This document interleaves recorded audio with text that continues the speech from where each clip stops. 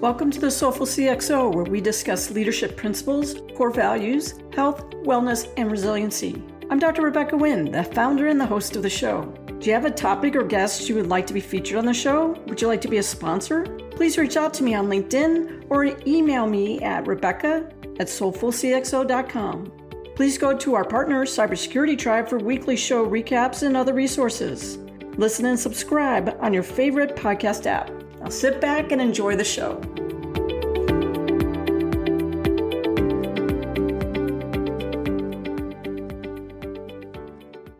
Welcome to the Soulful CXO. I'm your host, Dr. Rebecca Wynn. We are pleased to have with us today Margaret Malloy. Margaret is Global CMO at ScO&x, the global brand experience firm behind Simple is Smart ethos. Since 1969, the company has championed simplicity for leading corporations, nonprofits, and government organizations worldwide. Part of the Omnium Group, clients include CVS Health, HPE, U.S. Army, Bristol-Myers, KPMG, the Y, and more. A native of Ireland, Margaret is the founder of Reclaim Wearing Irish, a passion project to tell the untold story of Irish fashion design. She is described by the Irish Times as the unofficial ambassador of Ireland. She has been honored by many Irish organizations, including Douglas Hyde Foundation, Irish Voice Women of Influence, and Top 100 Irish Americans in Business in the U.S. Her strength as a leader, connector, moderator have made her highly influential CMO. Since the COVID lockdown, she has hosted 250 plus leading CMOs, panelists, and thousands of guests from across the globe in the ScO&x live Future of Branding series. The recordings are all available on the podcast, How CMOs Commit. She's a fierce advocate of DEI and leads award-winning Women's Day, LGBT plus Pride, Gen Z, and Boomer programs. In 2023, her team achieved a top 3 award for Campaign U.S. Corporate Communications Marketing Team of the Year. She was honored as LinkedIn's top voice in marketing in 2022, the Drum B2B Marketer of the Year, and a Marketing Society Fellow. She has been published in Thought Leader and HBR, Fast Company, Forbes, and more. She's consistently recognized as one of the top CMOs on Twitter and a sought-after panel host and podcast guest. Margaret, my friend, welcome to the show. Hello, Rebecca. Thank you very much. And oh my gosh, lesson to self. Need to shorten that bio. Thank you for indulging it. Your background is very interesting. So please go ahead and explain to our audience how you were Ireland and you do all the stuff in Ireland. And then you came over here to be the US and you're a powerhouse in the US and you manage both. What does that journey look like to get you to be the great CMO that you are today? Thank you, Rebecca. So I was born and raised in Ireland, went to college there, the eldest of 6 children, grew up in the middle of the country on a farm, dairy farm. And after college, came straight to the United States and have been here ever since. Worked in various companies, always in a marketing role, did my graduate work here at the Harvard Business School. And today I am, and have been for the last decade, the global CMO of Siegel and Gale. As you mentioned, Rebecca, our agency is a brand strategy, design, and experience firm, and we have the privilege of helping CMOs build some of the greatest brands in the world, and you kindly mentioned a number of those in the introduction. I know when you and I had talked a little earlier, we also talked about how important it is to have personal brand, and we hear people say that generically. Can you explain to us really what is it as a personal brand and how do you acquire it? Do you go buy it? What is that all about? And why is it that important anymore? Yeah, it's a fascinating question, Rebecca. I think I begin with what's a brand? And I'll tell you a little story because I know you love stories. And I grew up, as I mentioned, in Ireland. And my father often would tell us the story of his school children days and his days as a schoolboy.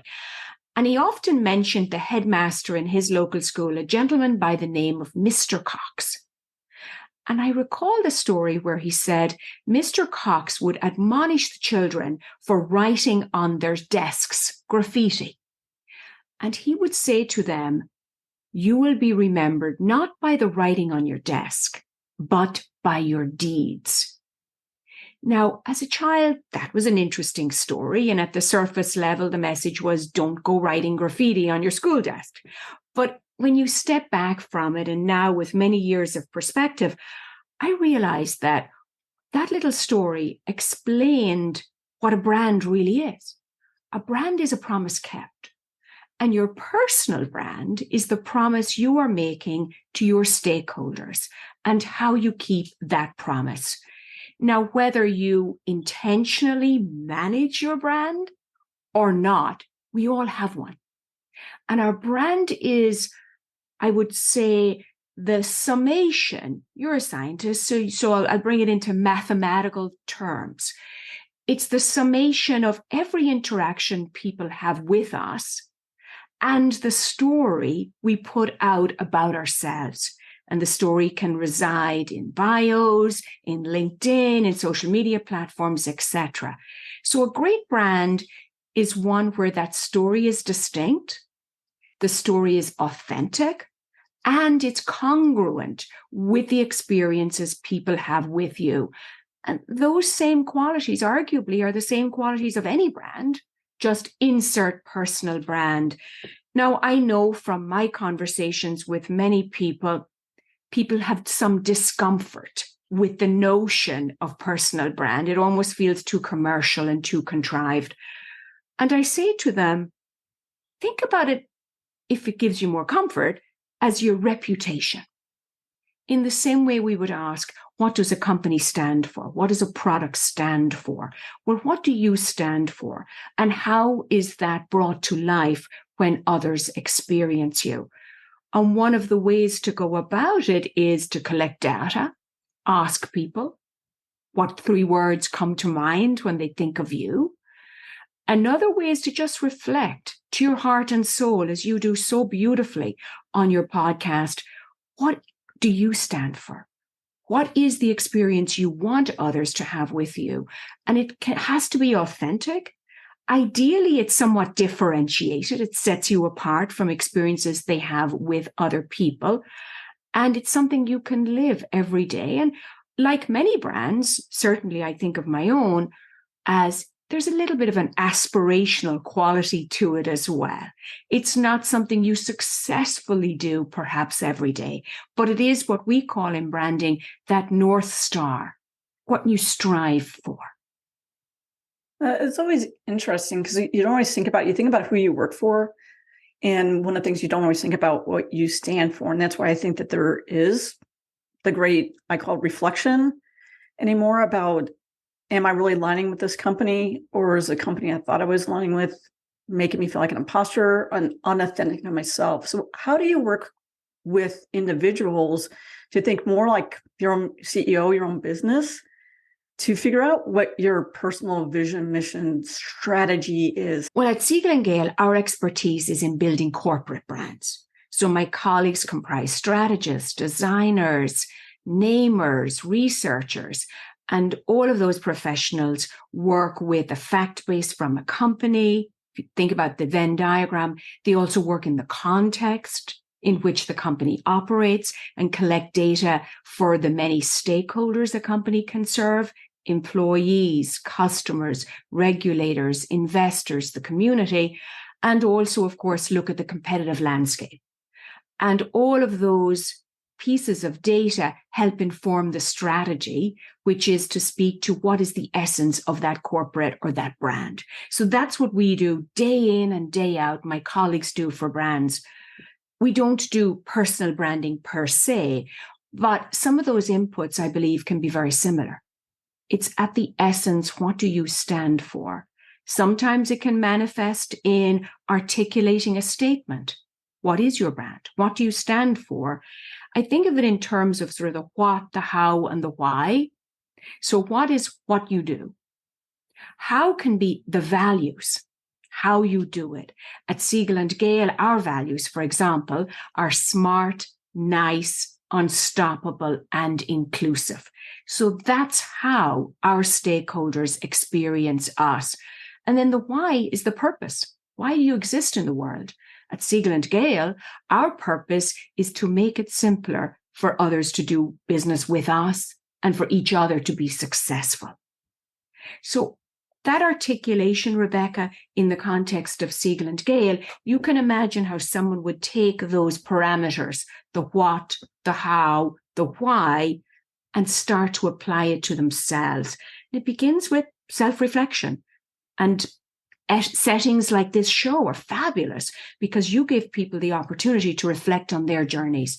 And your listeners can take that perhaps as inspiration to reflect on theirs, to look at what the world needs from them, how they can make a difference personally and professionally.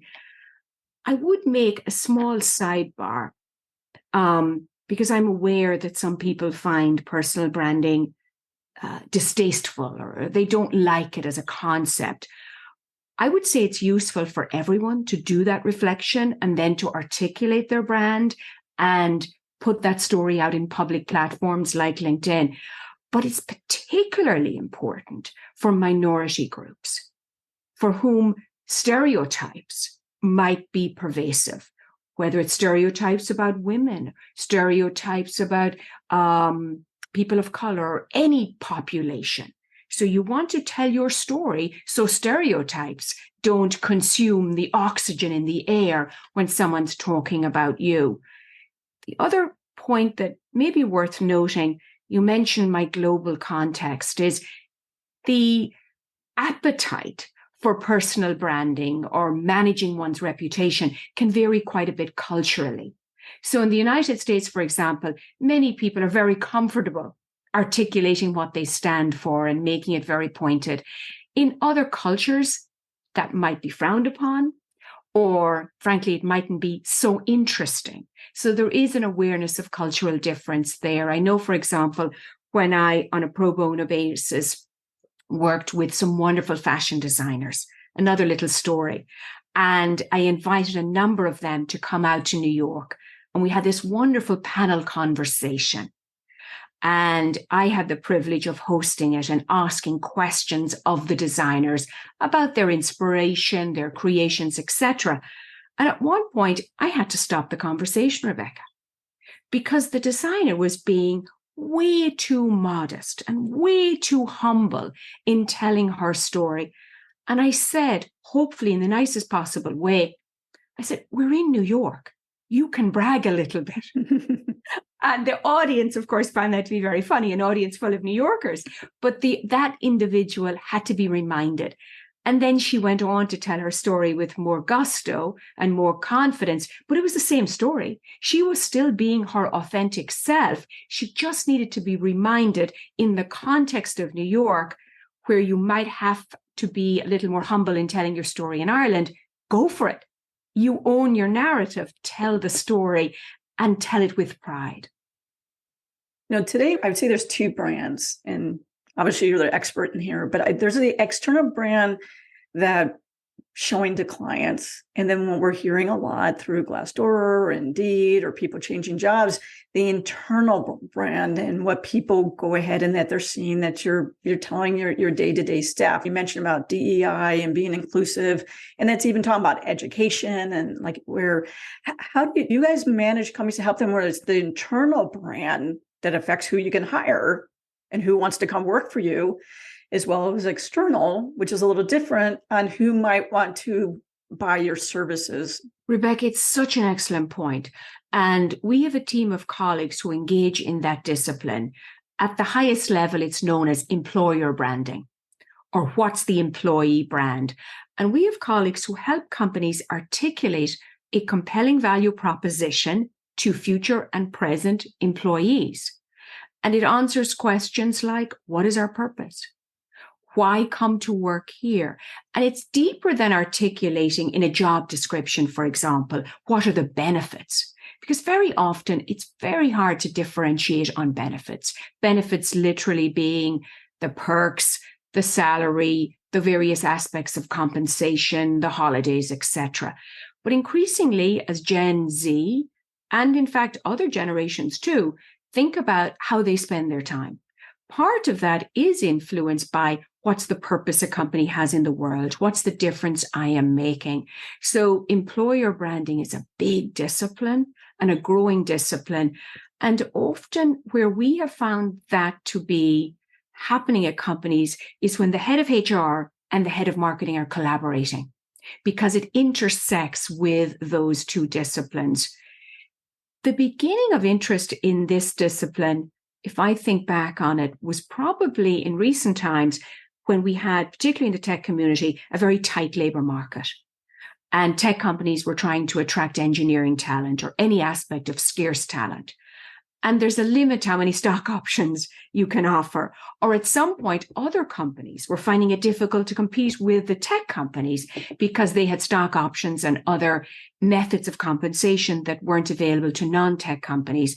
So that has forced companies to come to organizations like ours to try to articulate what is the employee brand, and also a corollary of this, Rebecca, what is the employee experience? So at the beginning of the conversation, I talked about a brand is how your stakeholders experience you, be it a personal brand, a corporate brand. Well, the same with the employee brand, and thinking about the entire employee journey from recruitment through to living their day jobs, doing their work, even exiting the company. What is that experience like? And we work with companies to articulate that. I will give a little bit of a spoiler alert. We recently published a study called Simplicity at Work. Really fascinating data on how, in fact, only 1 in 4 employees find their workplaces to be simple. And simple means easy to get their jobs done and engage with colleagues. So there's lots of opportunity to simplify the customer experience, but also the employee experience, and that unlocks tremendous value for employers. You're well known because you brought up the chaotic life about, especially when running 2 different companies, that's usually being CMO and then running another company, and trying to use technology to make your life as unchaotic as possible. Can you share some of that wisdom on what you've learned and that we might be able to put into practice as individuals or as a corporate perspective on how to use technology to try and give you more balance, more resilience in your life, better quality of life? Yes, I think there are 2 popular ways I do that. One is LinkedIn, and that answers the question of how do you scale for me. So at Siegel & Gale, we put out quite a bit of thought leadership, and I use LinkedIn as a platform to amplify that. I also use it as a platform to amplify my colleagues and what they are doing.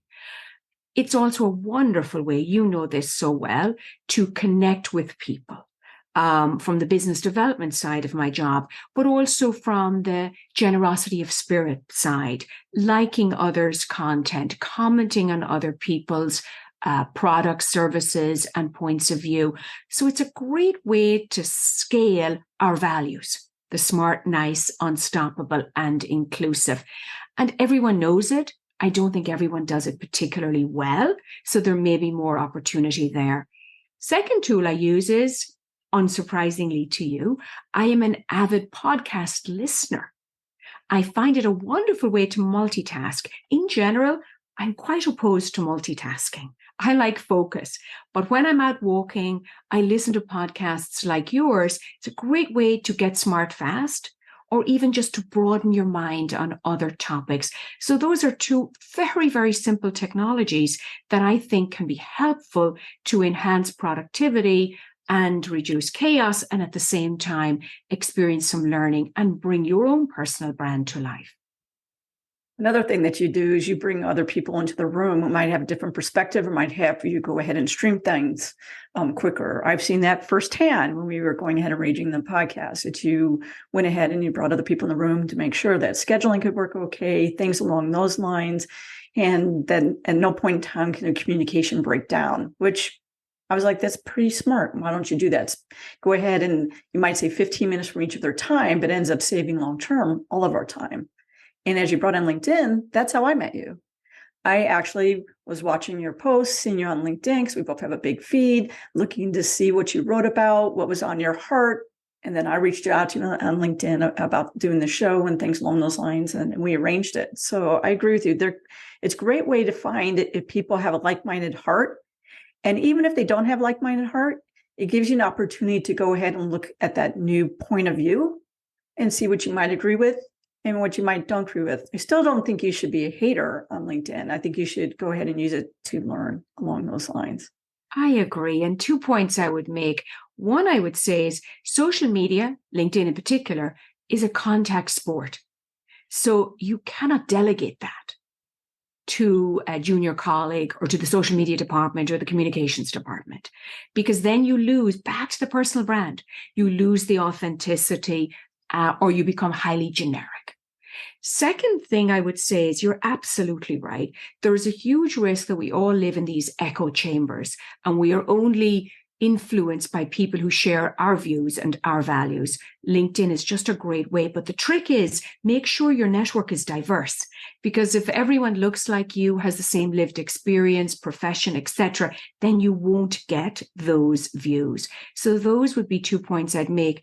And I suppose the why I bring that perspective is back to our values at Siegel & Gale and our value proposition, back to the why did you include other people in the call? Because my intention, Rebecca, was to make it easy for you to work with me. So it's all trying to anchor in what is our purpose.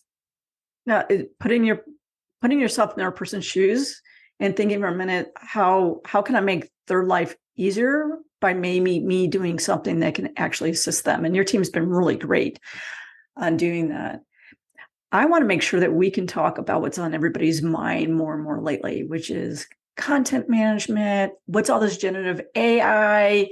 Everybody can be negative affected and things like that. I think it's a great tool to use to go ahead, as long as it's used smartly. What's happening on the marketing, the CMO world, on looking at all these new technologies leading into 2025, 2030? Yes, so there's a blend of excitement and trepidation.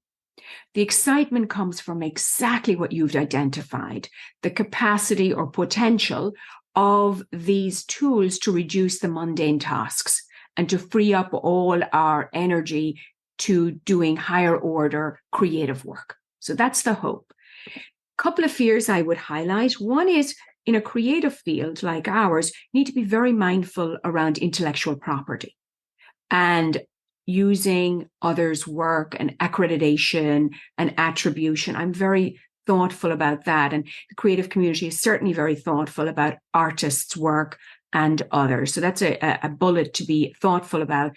Second one is back to our notion around inclusion. So much, at least if you use, for example, ChatGPT as one dimension that's getting a lot of press around artificial intelligence and all of that. It's trained on old data, maybe up as far as a couple of years ago. And much of that incorporates a lot of bias, human bias. So there's a risk that, for example, a study Bloomberg came out with, which asked one of the tools it used, I think it used Stable Diffusion, to come up with an image of doctors, a job role. And the vast majority of the people it returned for that image were male, disproportionate to the number of professionals who practice in that field.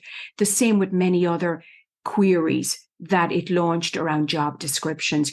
So my point is, that's an illustrative example of the need to be aware of bias. And anywhere where there's human bias, technology can just compound that. But of course, that's particular to these large language models right now. There's a lot of excitement around tools that will help us do our jobs. And they are, less making the public press, but have potential to make us all more productive. So I'm very excited about that in the marketing area.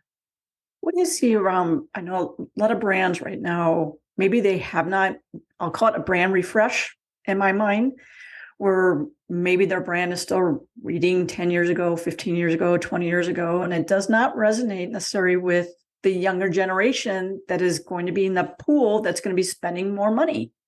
What do you see along those lines in your world? I see an opportunity for brands to take stock. I mean, everyone should be actively managing their brands.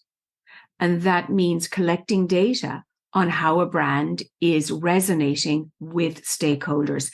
So your assertion is an interesting hypothesis.